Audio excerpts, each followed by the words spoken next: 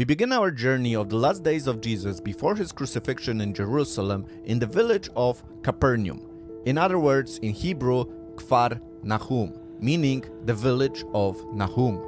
Who was Nahum? We don't know, but we know that this was most likely the place from where Jesus left for Jerusalem.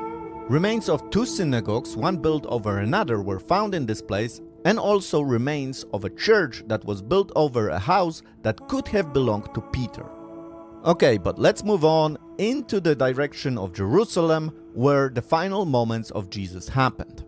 The distance that Jesus took through the Jordan Valley is about 140 kilometers or about 85 miles.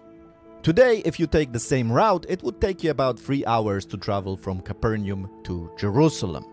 But back then, with a fast pace, it would take you 4 days. With a normal walk, it would take probably 5 to 6 days. But with a teaching on the way, it's probably a week. Why am I mentioning teaching? Well, because Jesus didn't go straight to Jerusalem, but actually stopped in several places on the way. And one of such places was Jericho. Now, we must understand that there are at least 3 Jerichos. First, you have the modern city of Jericho, where Arabs live today. Then we have the ancient Jericho, one of the oldest settlements in the world. You can see the remains of it right here, and this is probably the remains of the settlement of which the walls fell down when the Israelites were conquering the Holy Land. Okay, but that's not the Jericho that Jesus visited, because in the time of Jesus, Jericho was located right over here. These are the remains of the Herodian Jericho that remind us of the great expansion that Herod the Great did in his time. So, it is most likely that the healing of the 2 blind men recorded in the Gospel of Matthew happened somewhere on the way to this settlement. Another story tells of an encounter of a certain tax collector who was very short and climbed a tree to see Jesus in Jericho. Okay, but let's move on to Jerusalem, because that's our final destination. And again, there is a great difference how you would travel today compared to the ancient times. So today you have a modern highway called Route number 1, where it takes you about half an hour to get from Jericho to Jerusalem. But back then you would take an ancient path called Ma'ale Edumim.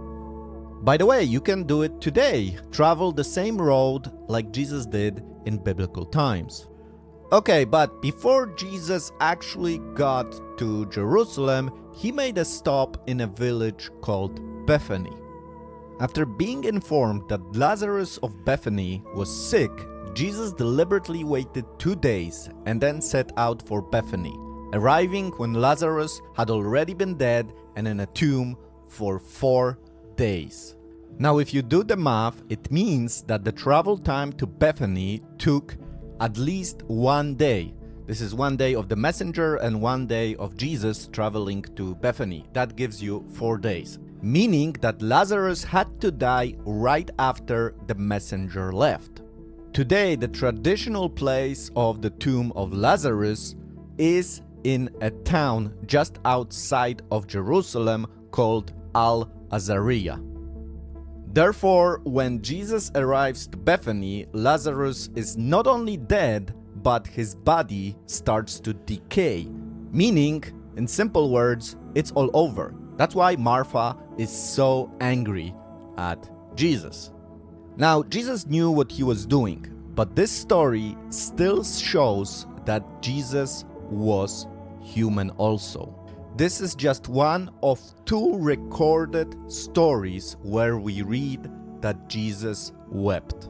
Nevertheless, Jesus performs one of the most impressive miracles of his life here. He resurrects Lazarus, which is a climactic sign in Jesus' ministry, revealing his authority over death and directly leading to the decision by the religious leaders to seek his death.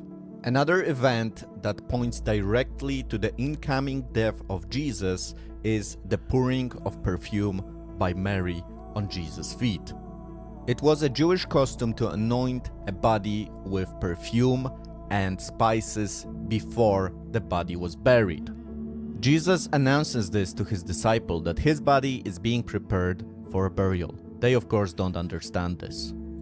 Okay, so from Bethany we are now moving to another important event in Jesus' life.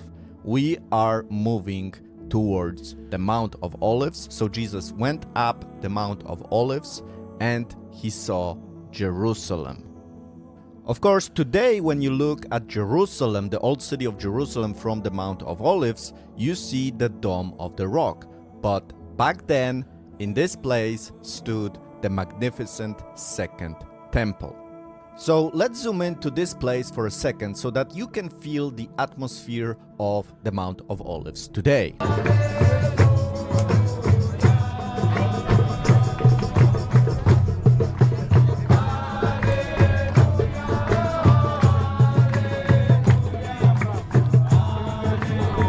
That was a group from South America singing Alleluia. And here again you can see a view on the Temple Mount from the Mount of Olives, one of the most iconic views in the world. But imagine the feelings that accompanied Jesus as he was approaching an even more spectacular view from the Mount of Olives in the 1st century. On one side, it must have looked amazing. Even the Romans were impressed by Herod's temple. But on the other hand, so much emotion, so much feelings, knowing that the greatest opposition is coming, that those are the final days before the crucifixion, death, and resurrection. When Jesus made that journey from Jericho to Jerusalem, it was also very symbolic. Jesus was coming from the desert, the lowest place on earth, a place that symbolized death. There is nothing living on the desert. And he was coming to a place of life, Jerusalem. And we can even see it in geography. The Mount of Olives is this point of crossing from death to life. Jesus was about to make that journey from death to life. But before the triumphal entry of Jesus to Jerusalem, there is one more event that we need to talk about. And the church that was built on the way from the Mount of Olives to the Temple Mount reminds us of this event. The church is located on the Mount of Olives, and you can enter the territory of this church right from the road that leads you down from the Mount of Olives. The church is called Dominus Flevit, and it means from Latin, the Lord wept. Now, we don't know, of course, if this is the actual place where it happened, but we will encounter more places like this where we are not 100% sure. It's possible, but there is no proof. Now, I'm not saying that the fact that Jesus wept didn't happen. I'm just saying that it doesn't have to be here. It could have been here, but we don't know really. And the architecture of this church should resemble a shape of a tear. Anyway, there is a very nice view of Jerusalem from this place, and this really helps you to understand the feeling that Jesus had in this moment as he was looking on Jerusalem. Okay, so let's listen to that account, looking over Jerusalem from that very spot. When he approached Jerusalem, he saw the city and wept over it, saying, "If you had known in this day, even you, the things which make for peace. But now they have been hidden from your eyes. For the days will come upon you when your enemies will throw up a barricade against you and surround you and hem you in on every side, and they will level you to the ground and your children within you, and they will not leave in you one stone upon another, because you did not recognize the time of your visitation." Now, those are some serious words predicting the destruction of Jerusalem in 70 AD by the Romans. No wonder Jesus wept, knowing that so much suffering will happen shortly after his ministry. He deeply loved his brethren, the Jewish people, and that's why he wept the second time in his life. His prophecy about the temple being destroyed has been fulfilled. No one stone today stands from the structure of the temple. The structures you see today on the Temple Mount are not the temple. What surrounds those structures are parts of the retaining wall built by Herod the Great, which were part of the temple complex, but not the temple itself. It's a huge area. And that was also the case in Jesus' time. It was not just the temple, but other structures that were part of the temple complex. It was a huge area where people met daily. And this is important to understand the next destination of Jesus. So today, if you wanted to go from the Mount of Olives to the Temple Mount, it is actually quite complicated. First of all, you have to kind of go around to get to the Golden Gate, and once you get to the Golden Gate, it is closed. You can't enter through the Golden Gate. To get to the closest passage to the Temple Mount, you would have to go through the Lion's Gate and then go left to the Temple Mount. But that passage is not available today for non-Muslims. So if you're not a Muslim, you can't enter that way. If you actually would like to enter the Temple Mount, you would have to go around next to the Western Wall, where non-Muslims can enter at certain times on the Temple Mount. But in Jesus' time, it was much easier. First of all, there was probably a bridge that was connecting the Temple Mount with the Mount of Olives. We know this from Jewish sources. This bridge was specifically built to avoid contact with dead bodies, because in the Kidron Valley and on the Mount of Olives, people were buried. So a bridge was created to avoid contact with dead bodies that would make you ceremonially unclean. Second of all, and this is more important, the gate from the east. So if you were coming from the east, from the Mount of Olives, that gate would be open. So today, the gate from the east is the Golden Gate, but in the ancient times, in the 1st century, that was the Shushan Gate. From east, you would enter through that gate because it was open, straight access to the Temple Mount. When Jesus entered Jerusalem, he entered the temple court, so this huge, large area, and this is known as his triumphal entry. He entered this area on a donkey, and yet he was greeted as a king, as a savior. And this is an important fact, because on the Temple Mount there were many religious leaders that were looking at that, and he was met like a savior of the nation. The people were shouting Hosanna and waving palm branches. And remember, guys, this is Pesach and not Sukkot, where you would actually use palm branches. And the whole idea of the holiday of Sukkot is this hope of God's presence, God's glory filling the nation of Israel, returning to Jerusalem. Now, why is this important? The holiday of Sukkot remembers the times of the wilderness, where the people lived on the desert and God's glory was among them. It was in the tabernacle. That's why you build tents for the holiday of Sukkot, to remember those ancient times. Eventually, that glory resided in the first temple, resided permanently in Jerusalem. But then in the book of Ezekiel, we read that the glory of God leaves Jerusalem before the Babylonian destruction of the temple. And what is important is that this glory leaves through the eastern gate. It first leaves the temple, then it exits through the eastern gate and then heads east.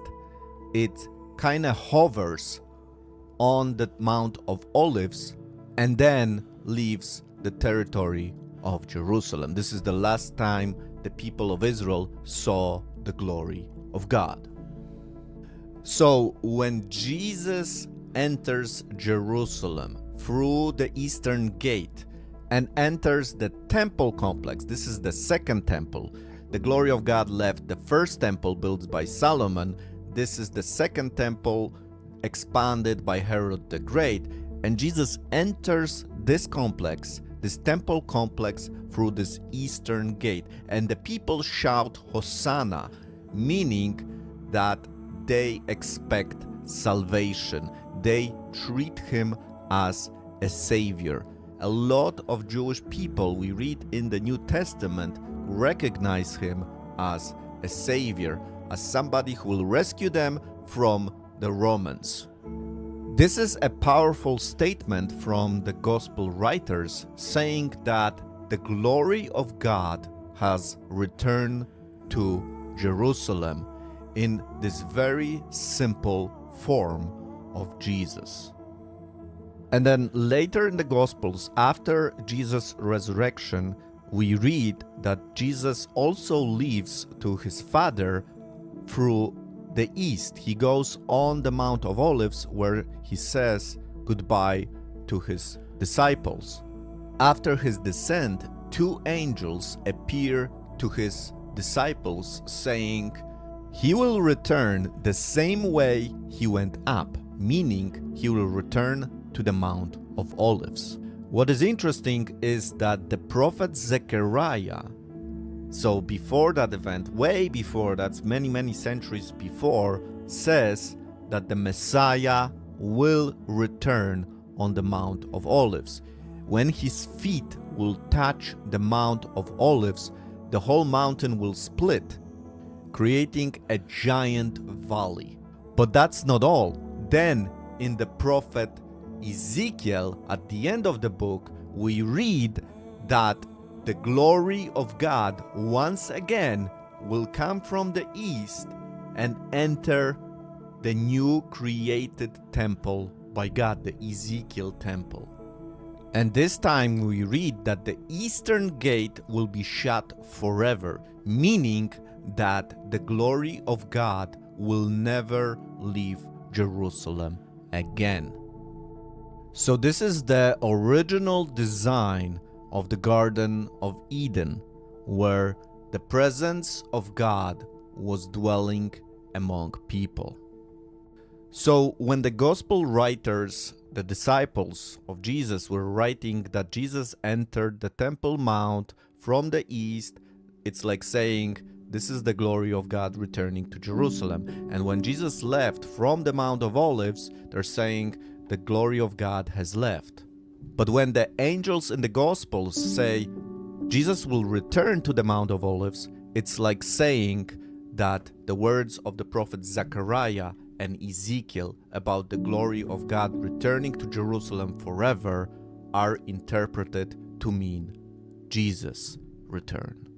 Now, obviously, I think you realize that this is not the Jewish perspective. At least most of the Jewish people do not believe and do not associate Jesus with the glory of God.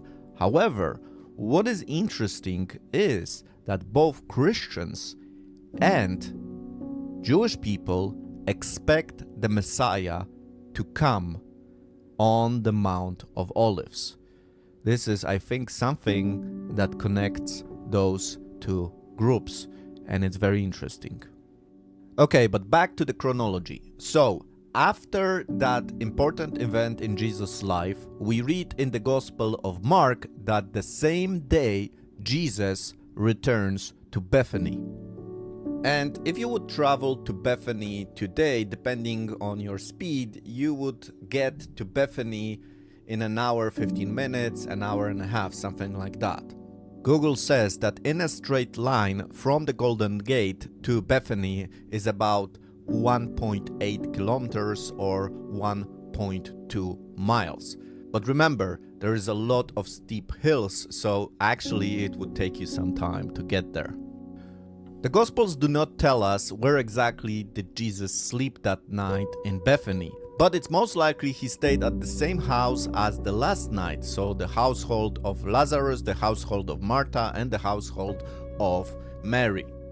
The next day, Jesus again departs from Bethany, from the house of Lazarus probably, and heads towards Jerusalem. But on the way to Jerusalem, he curses a fig tree. Again, we don't know where this fig tree would be, but it would be somewhere on the way from Bethany to Jerusalem. We will return to this fig tree again the next day. This pattern will repeat, first on the Mount of Olives, then down and above the Kidron Valley and into the temple complex. So the last time Jesus made the religious people angry, now he's making the business people angry. The Gospels record that Jesus is angry at the people that turned the house of God into a money-making machine. This event would probably happen somewhere here, next to the southern entrance to the temple. This area of the temple complex was known as the Royal Stoa, where people gathered, exchanged ideas, and it would be a perfect place for the shopkeepers. After another very emotional day, the same pattern repeats. The night comes and Jesus leaves Jerusalem, probably to the house that he slept last night, but we are not informed about that. The next day, on the way to Jerusalem, the disciples and Jesus see the same fig tree, but this time the tree is withered. Naturally, I could spend more time on each of those events explaining the details, but then this video would be 10 hours long, so let's move on. That day, Jesus again returns to the temple area, and by that time, with the previous days and what happened in them, everybody knows who Jesus is. As you enjoy my descent from the Mount of Olives to the Kidron Valley, I want to take a moment to thank everybody who's supporting the channel. Guys, I want you to know that your support is vital to the channel and I'm very, very grateful for it. Thank you so much for every support, every dollar, every donation on PayPal, on Patreon, or even YouTube members. Thank you so much. This is really helping me a lot, especially in a time like this, when you know the hate on Israel is growing and the algorithms are not favorable for the content I do provide. So especially for that, I am thankful to you guys because this really keeps me going. And you know I know I am not perfect. I'm doing everything myself, so I do make mistakes. However, I hope that you know the content I provide helps you better understand Israel and many of the topics I do cover. If you think that my message is good and you would like to join and support the channel, the best way to do it is through Patreon and PayPal. I will leave links in the description of this video, so if you would like to help me out, check out the description of this video. But now let's go back to the topic of today's video. So after the lesson on the withered fig tree, Jesus and his disciple go back to Jerusalem, and again they head, as we mentioned, to the temple. And this is gonna be by far one of the most intensive teaching days of Jesus in Jerusalem. So right away when he enters the temple complex, he is confronted by the religious leaders. And this is gonna be a series of debates and arguments that the religious leaders will have with Jesus. And those are different people. There are Pharisees, Herodians, Sadducees, scribes, but also ordinary people that listen to those debates. And there is a lot of theological content that I'm not gonna cover in this video. Perhaps in the future we will make a video about this. But the key idea here is that Jesus and the religious leaders don't get along well. Basically, the religious leaders end up hating Jesus, and they are influential people, and Jesus proclaims that they will be judged for a lot of the bad things that they're doing. Anyway, here is a list of Bible verses that record that debates, that arguments that happened that day on the temple complex. So before Jesus leaves the temple area, there is one more event that perhaps we can be more specific as to where it happened. It is likely that the famous widow's offering scene happened in the court of women, and that's because in that section, according to the Jewish sources, a treasury was located. There were three main parts of the temple complex. The debates that Jesus had with the religious leaders happened probably in the court of the Gentiles, where everybody could enter, including the Gentiles. But then there were more restricted areas, and the court of the women was such an area where only Jewish people could enter. So not only Jewish women, but also Jewish men. Finally, there was the court of Israel and the court of priests. To the court of Israel, Jewish men were allowed, no women, and to the court of priests, only priests were allowed. Once again, this event with the widow's offering happened probably in the court of women, because that's where the treasury was. The teaching is that the widow's sacrifice is of a greater value to God than the offering of rich people who may offer more monetarily but make a smaller sacrifice of their wealth. Closer to the evening, Jesus and his disciples leave the temple complex. This is the last time Jesus will visit the temple complex. They travel to the Mount of Olives, where they have a very good view of the temple. This is when Jesus gives the Olivet Discourse to his most trusted disciples. Jesus gives key teachings in that moment. He tells about the destruction of Jerusalem, signs of the age, a time of great distress, about his return, and that the disciples should always be ready for his return. At that time, his disciples must be very confused and do not know what is about to happen. Following this disturbing teaching, they probably return to the same place they have been staying for several days now.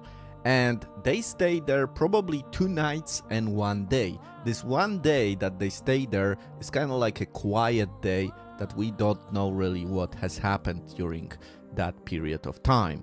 This is a day before Passover, and perhaps 2 events have happened during that time, of which we read in the Gospels. So first, we read in the Gospels about the plot of the religious leaders that are fed up with Jesus and want him just arrested.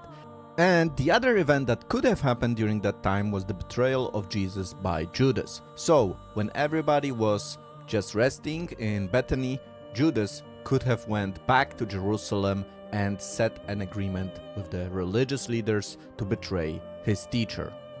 Okay, so now we're getting into some of the most intensive days of Jesus' ministry on earth. So Peter and John are sent to prepare a room for the Passover celebration. Peter and John are tasked by Jesus to find a place where Jesus and his disciples could spend the Passover Seder, which would become the first communion. And as you can see following the red dot, they had to travel quite a distance, because they had to travel from Bethany, cross the Kidron Valley, go through perhaps the city of David, and then go to what is known today as Mount Zion. Okay, so let's look now how this location would look like in the first century. Okay, so you can see the Temple Mount. We're going around now the city of David. You can see the pool of Siloam, and now we're entering an area which in the first century is known as an Essene Quarter. And in the background you can see where Herod's palace would be located in reference to the Essene Quarter. Therefore, Peter and John are responsible for preparing everything which was needed to have a Passover meal. This is right before actually the beginning of the Passover holiday. So where is this particular location today? Well, many believe, and this is the tradition, that the Passover Seder happened right outside the modern walls of Jerusalem. And as you look at this drone footage, we are moving west, and you can see the Mount of Olives, you can see the Temple Mount. But the Passover Seder happened on what is known today as Mount Zion. And if you look at the geography of this place, the topography, this is the highest peak of the Western Mountains. So Jesus and his disciples are in the highest spot in this area of Jerusalem. And why am I saying this? I am saying this because after the Passover Seder, Jesus and the disciples will go to one of the lowest points you can find in Jerusalem, the Kidron Valley. Okay, so let me show you this in 3D because that way you can see the topography much better. So here is Mount Zion, and on top of it you can see the Dormition Abbey. This is not the building where the tradition holds that Passover happened.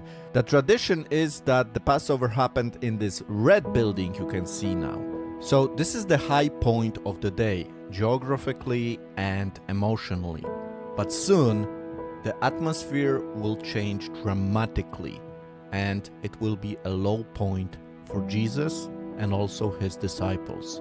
And that's why it is interesting that we're moving into the Kidron Valley. And it becomes even more intriguing if we realize that this is the only time that in the New Testament the Kidron Valley is mentioned. It is mentioned here by John in his gospel, and he's the only one that's mentioning this detail. So why is he doing that? He's doing that to remind us of the connection between Jesus and the great leader of Israel, David. And this is because in the next verse we read that Judas also knew this way, and he has betrayed Jesus. If you remember the story of David, he also has this low point in his life when he is betrayed and decides to flee Jerusalem. The biblical account gives us a specific route of this escape. David leaves the city of David, goes down to the Kidron Valley, then climbs up the Mount of Olives and moves east into the direction of the Jordan Mountains. This is one of the most dramatic moments for David, where he is betrayed by his son Absalom, but also his advisor Ahithophel. The rebellion of Absalom doesn't last long. He dies and David can return to Jerusalem. But what happens to Ahithophel is quite interesting, because he returns to his hometown and hangs himself. Strikingly, Jesus' own disciple who betrayed him also ends up hanging himself. Is it a coincidence? I don't think so. Okay, so Jesus and his disciples, after the Passover meal, travel through the valley of the shadow of death, the Kidron Valley. And the New Testament says that they head to the place called Gethsemane. Today, the traditional place where Gethsemane would be located is on the territory of the Church of All Nations. While we don't know if this is exactly the spot, we know this place holds some of the oldest olive trees in Jerusalem. Therefore, it is possible that those ancient trees, or at least their roots, remember the times of Jesus. After all, from Aramaic, Gav Shemaim means oil press. So Jesus and his disciples went to a place where you would squeeze olives and get olive oil, an ancient olive press. And it is not a coincidence that it is here that Jesus experiences the most difficult moment in his life, where he is squeezed like an olive. And we read that he is so distressed that even his sweat becomes like blood. It is also the last moment of Jesus' freedom before his arrest and many accusations that he will face. Of course, in the Bible we read that this is Jesus' choice. At any moment he could have stopped that, but he didn't. Moving on, Jesus is arrested the same night by the temple guards, and probably Roman soldiers also accompanied them just for security reasons. This is in the middle of the night. Jesus is captured, his disciples have fled, and he is left alone. And in fact, Peter denies Jesus 3 times. Peter was one of Jesus' most vocal and emotional disciple. And he, when asked if he knew Jesus, said, "I do not know him." So first, Jesus is taken to the house of Annas, a very important figure, a former high priest of the temple. This is Jesus' first trial. He is asked about his teachings and his disciples. But really, at that moment, there is no resolution as to the result of the trial. So you could say this is a sort of preliminary questioning.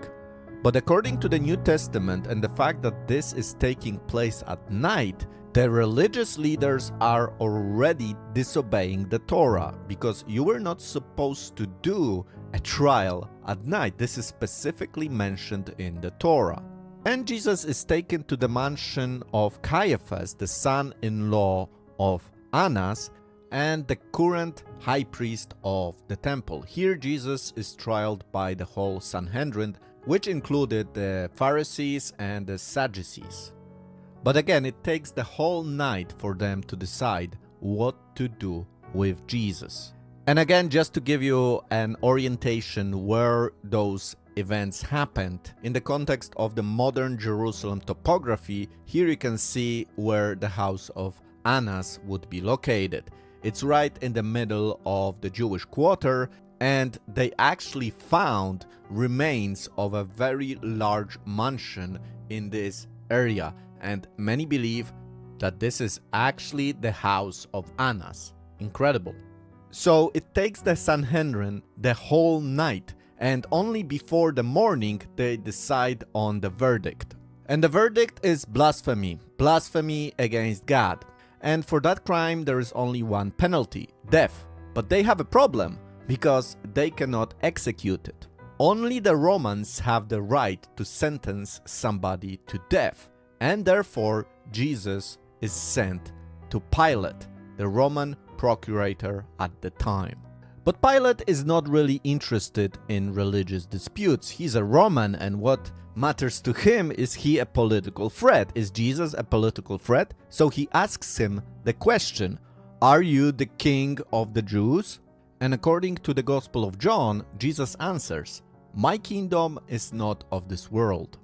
And so for Pilate, this is not a Roman problem, so he says, take him to Herod. So the religious leaders have no choice but take Jesus to Herod, which probably was very close, maybe in the same place, because the Herod palace was a large mansion. And when the Roman procurators would come to Jerusalem, they would always choose the best spot. They would not stay in the barracks with the rest of the soldiers. They would live in luxury. That's why Herod and Pilate might actually be in the same mansion, just a different part of it.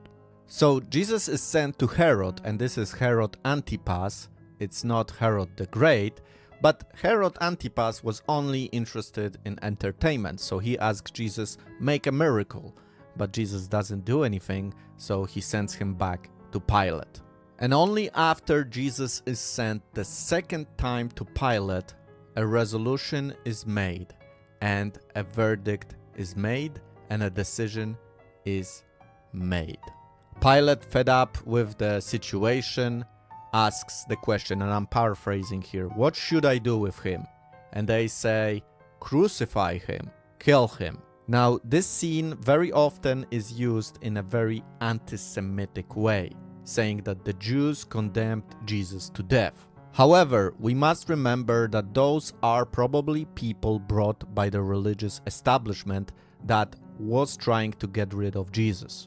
The fact that it happened during the night and now the morning, people are busy with the holiday, it's just people brought in specially by the religious establishment. So this is not definitely a group that represents the whole community. The community of Jewish people back then was very diverse. And second of all, this is even more important, if Jesus would not die, there would be no salvation, according to the New Testament. Jesus has made this decision that he would die, And no matter what people would do, he would still go to the cross to die for people's sin. This is the theology of the New Testament. It's the sin of mankind that nailed Jesus to the cross. Blaming one group or another is just not biblical. Okay, so once again, to give you an orientation where those events have happened, they happened somewhere around here. This is very close to the Jaffa Gate, and actually next to the Jaffa Gate you have the famous David's Tower, which is built on the foundations of the three towers that stood next to Herod's palace. Then of course Jesus is taken to a prison where, according to the Gospels, he's extremely tortured by the Romans. And here you can see the path from the Jaffa Gate, so the palace of Herod, to the prison. And if you would like to see how nasty such a prison would be, I actually have a video about it. So not only I visit this place in Jerusalem, but I also do a 3D reconstruction for you to understand how such a place could look like. I will leave a link in the description of this video below for you to check out this tour of the prison in Jerusalem. From the Praetorium, and that's the red building you can see now, this is the location of the Antonia fortress where Jesus was probably tortured, he went to the cross. And this is the famous Via Dolorosa, the way of the cross, from the Praetorium to the Church of the Holy Sepulchre. But there is also an alternative location of Golgotha, the hill of the skull, and that's next to the Damascus Gate. If you get out of the Damascus Gate, it's very close, and you can see now where the cross is. This is the Garden Tomb location. Now, I will also not spend a lot of time on this because I have also made a video about it. If you would like to check it out, where was Golgotha, make sure to check it out. The link will be also in the description of this video. Now, the real miracle happened after 3 days. The Gospels record that after 3 days, Jesus has resurrected and the tomb became empty. Again, I have a video where I do a tour of the Garden Tomb. If you want to check that video, I will also leave a link in the description, so you can see some of the images from that video in here. Okay guys, so we made it till the end, a complete video of the journey of Jesus when he arrived to Jerusalem till his resurrection. Now, for me, it was a really challenging video because, first of all, I was restricted by time. I started working on it on Wednesday and I'm finishing now, so it took me a lot of hours to work on because I thought, oh, it's gonna be easy, but then I started working on it and I understood this is a huge project because I wanted to show you the different views, you know, 3D, real, maps, everything combined, something I think nobody has done on the internet yet. So I hope you enjoyed it. I hope you liked the video. Make sure to like this video, subscribe to the channel, hit that bell button, and I kindly ask you, if you would like to support me, you can do it through Patreon, PayPal, or even become a member. You know, this is a huge help for me, and this is a way you can show that you like my work, you know, and it's gonna really help the channel. So if you can't, that's okay, I understand. I will still continue creating those videos. Have a great day. I wish you all the best. Shalom.